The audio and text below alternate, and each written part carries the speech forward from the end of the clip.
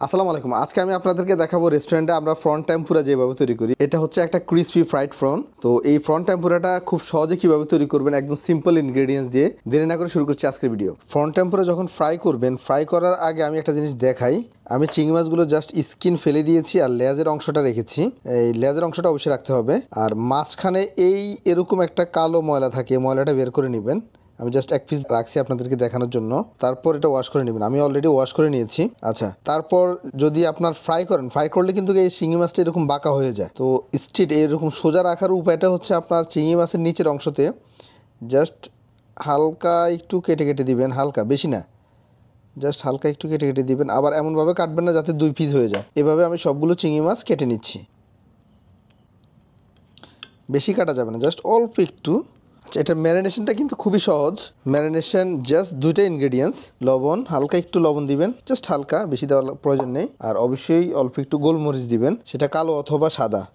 কালোটাও দিতে পারেন, সাদাটাও দিতে পারেন। জাস্ট একটু গোলমরিচ, দ্যাটস ইট, আর কিছুই দিতে হবে না।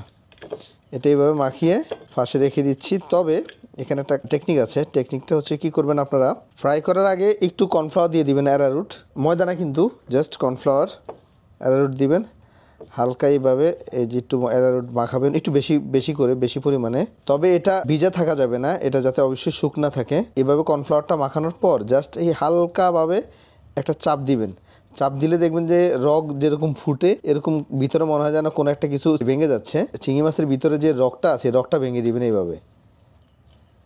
এভাবে চাপ দিবেন, এতে করে চিংড়ি মাছটা লম্বা হয়ে যাবে, দেখতে অনেক বড় দেখা যাবে ফ্রাই করার পরে। চিংড়ি মাছের কাজটা শেষ। এখন আমি টেম্পুরার বেটারটা তৈরি করব।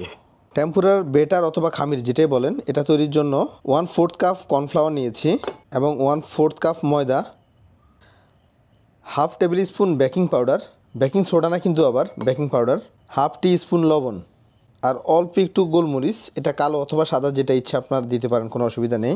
তারপর এটা ভালো করে একটু মিক্স করে নেবেন। দেন এখানে আমি 1 কাপ পানি নিয়েছি, ঠান্ডা পানি। পানির অর্ধেক দিয়েছি, অর্ধেক দিয়ে এটাকে আমি জাস্ট ভালো করে হুইস্ক করে নিচ্ছি। এটা এমনভাবে হুইস্ক করবেন যাতে ভিতরে কোনো দানা না থাকে, একটু ভালোভাবে হুইস্ক করে নিতে হবে। তারপর বাকি পানিটা আমি অ্যাড করে দিচ্ছি। এখন দেখেন, একটা জিনিস আমি দেখাই। এখানে হচ্ছে আমার 1 কাপের 4 ভাগের 1 ভাগ পানি রয়ে গিয়েছে। এখানে দুইটা টেকনিক আছে। আপনারা যদি ব্যাটারটা পাতলা পছন্দ করেন, সেক্ষেত্রে এই পানিটা অ্যাড করবেন। আর যদি ব্যাটার মানে উপরের যে চামড়াটা আছে, কোটটা আছে, চিংড়ি মাছের কোটিংটা যেটা হবে, কোটিংটা যদি একটু বেশি ঘন পছন্দ করেন, সেক্ষেত্রে আর পানি দেওয়ার প্রয়োজন নেই। এখন আমি যদি মেজারমেন্ট হিসেবে বলি, তাহলে হচ্ছে 1/2 কাপ পানি দিবেন, আরও 1/3 কাপ পানি দিবেন, 1/2 কাপ এবং 1/3 কাপ। তারপর অল্প একটু সয়াবিন তেল, জাস্ট হাফ টেবিল স্পুনের মতো সয়াবিন তেল দিয়ে ভালো করে হুইস্ক করে নেবেন।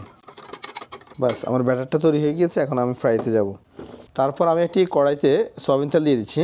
তবে একটা কথা খেয়াল রাখবেন, যদি নন স্টিকি ফ্রাই প্যান না হয়, তাহলে আপনার কড়াইটা ভালো করে হিট অফ করে নেবেন, ভালো করে গরম করে তারপর তেলটা ঢালবেন, এতে করে নিচে আর লাগবে না। আচ্ছা, একটু খেয়াল করেন, মাছটা কিন্তু আপনার ভিজে আসছে। যদি এরকম ভিজে থাকে, তাহলে আরেকটু জাস্ট শুকনা কর্নফ্লাওয়ার সাথে একটু ডাস্ট করে নেবেন। মাছের শরীরটা কিন্তু ভিজে থাকা যাবে না। যদি ভিজে রাখেন, তাহলে কিন্তু প্রপার ক্রিস্পি হবে না। আর ক্রিস্পি হলেও দ্রুত আবার সফট হয়ে যাবে, ক্রিস্পিনেস লং টাইম থাকবে না। এই জন্য মাছের উপর অংশটা অবশ্যই শুকনা কর্নফ্লাওয়ারে আপনার ডাস্ট করে নিতে হবে। ওকে, দেন বেটারে ফ্রাই করাটা দেখাচ্ছি। মাছটা এইভাবে ছুঁয়াবেন, জাস্ট এই যেভাবে একবার ছুবিয়ে, তেলটা গরম হয়েছে কিনা সেটা দেখবেন আগে। জাস্ট এই যে দেখেন, 1 সেকেন্ডের ভিতরে আপনার বেশি উঠতেছে বেটারটা। তারপর মাছটা ছুবিয়ে আস্তে ছেড়ে দেবেন।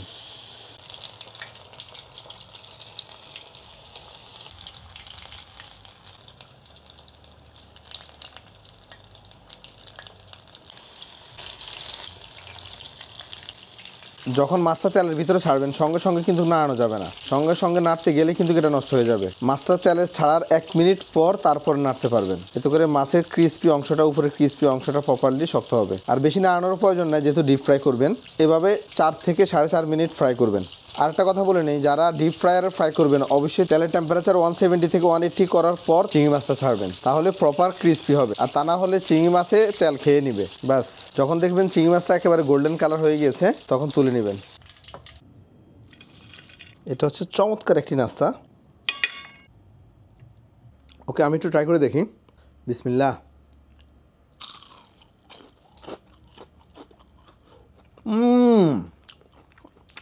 এক্সিলেন্ট। আপনারা সাউন্ড শুনতেছেন কিনা জানি না, একেবারে সেই রকম একটা ক্রিস্পি হয়েছে।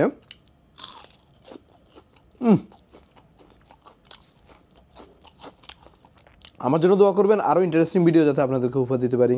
আল্লাহ হাফিজ।